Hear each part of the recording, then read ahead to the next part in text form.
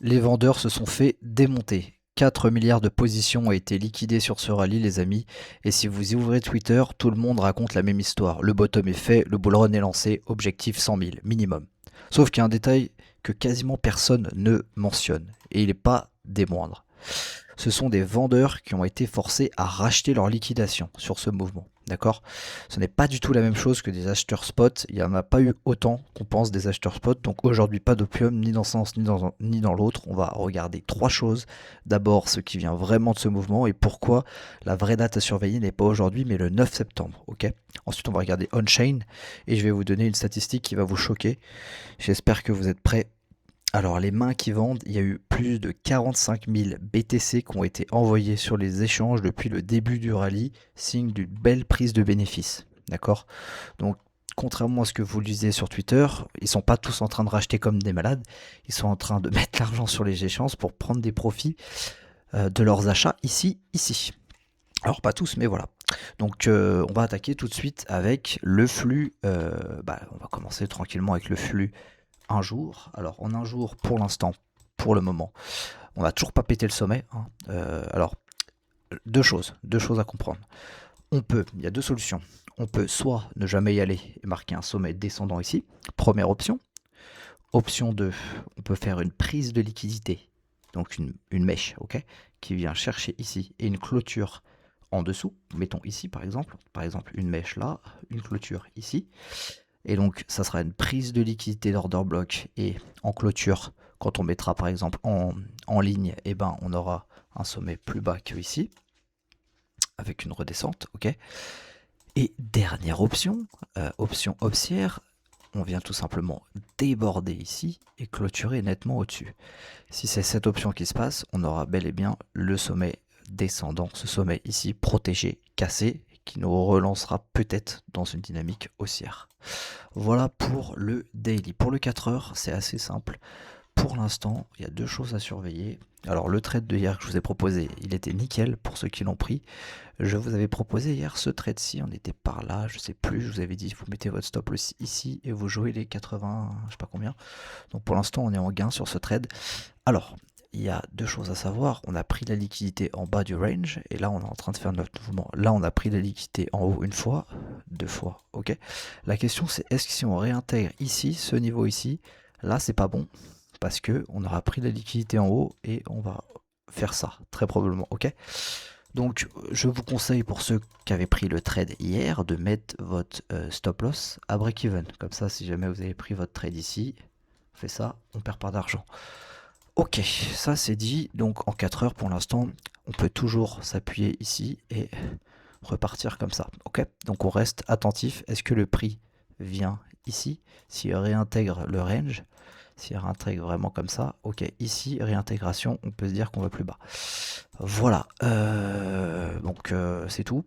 Pour Ethereum, c'est la même chose, sauf qu'il est plus faible que Bitcoin. On n'a pas pris les sommets, donc on peut s'attendre à une prise de sommet. Pourquoi? Parce que Solana, lui, l'a fait. Regardez comme c'est précis. Prise de sommet, réjection. Donc Ethereum, je pense quand même que à un moment donné, il va y avoir une prise de sommet qui va être effectuée. Voilà, pour les indices américains, alors pour l'instant, c'est plutôt très beau ce que je vois là, même sur le S&P d'ailleurs. Alors on n'a pas encore comblé le gap, hein. Regardez le gap, on le voit là. On l'a pas comblé encore, ce gap là. Par contre on a fait un W avec une prise de liquidité et on est en train de repartir en gap. Alors quand je vais mettre, on est en 4 heures, ok. Prise de liquidité, un petit gap haussier, si on arrive à vraiment clôturer au-dessus, ça nous annonce un retournement de tendance avec une continuation haussière. Donc là je parie que si je tire un Fibonacci des 38,2 de tout ce mouvement. Voilà, on est pile sur les 38,2, ça tombe nickel. Sur le Nasdaq, même chose, grosse bougie. On a eu prise de liquidité, petite impulsion. On a cassé le dernier sommet, il était là. Quand je vous mets en. Alors si je me mets en 4 heures, je vais me mettre en ligne pour qu'on voie bien. Quand je me mets en ligne, regardez. C'était pas terrible, hein, mais là voilà, on voit vraiment qu'on a cassé ce petit dernier sommet. Est-ce qu'on va repartir comme ça? Ça serait ce qui serait intéressant de faire. Alors, il y a un trade à prendre. On retourne dans cette zone, donc par exemple, je vous prends l'exemple ici. Ouais, j'aime pas le tirer de Chibo, mais c'est pour vous montrer. Hein. Il y a les 38,2, donc par exemple, exemple typique, on vient ici dans ce FVG Alors je vais vous donner avec la bougie, attendez, je vais vous zoomer ça pour que vous voyez mieux. Je vais vous zoomer ça, donc là par exemple, une fois qu'on a bien zoomé, voilà, là on zoome bien. Alors ici par exemple, je vous prends un exemple de trade que je pourrais prendre, qui pourrait être très intéressant. On vient ici, prendre tout petit peu le fair value gap ici. Alors attendez, c'est plutôt ouvrir une position longue. Ici il y a une position à prendre, vous mettez votre stop loss au niveau de cette bougie. Et vous mettez votre TP loin. Et donc là, si jamais le marché vous offre cette opportunité, vous pouvez gagner. D'ailleurs, c'est un trade que je vais prendre, c'est-à-dire retour ici, petite prise de liquidité, on clôture sur les 38,2 et on relance. Ça serait magnifique comme setup. Et vous prenez pas beaucoup de risques si jamais on fait ça. Et voilà, c'était un faux rebond, vous êtes tranquille. Ok. Ok, une fois qu'on a dit ça, c'est cool. On va voir autre chose maintenant. Le S&P, on a vu. Le dollar, lui, qui est en train de...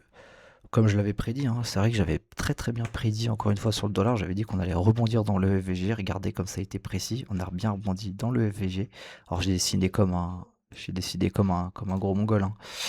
Et bah en fait pour l'instant on est en train de se faire rejeter dans le FVG, d'accord? Donc là par exemple on prend ça, tac tac, et on se fait rejeter, ok?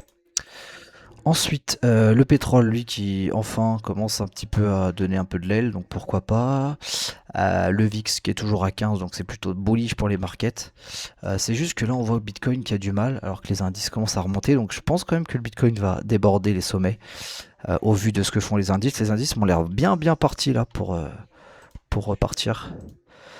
Et puis voilà, on reste attentif. Je vais juste vous montrer un autre truc, les gars, avant qu'on clôture cette vidéo. Je vais vous montrer deux autres choses et je vais vous donner des recommandations. Alors, ne pas chasser une bougie verticale de plus de 38%. C'est sur Ether, sur Bitcoin on n'est pas à 38 je crois, mais sur Ether on est à 38. Quand je me mets en une semaine, regardez, en une semaine on est à... Sur Ethereum...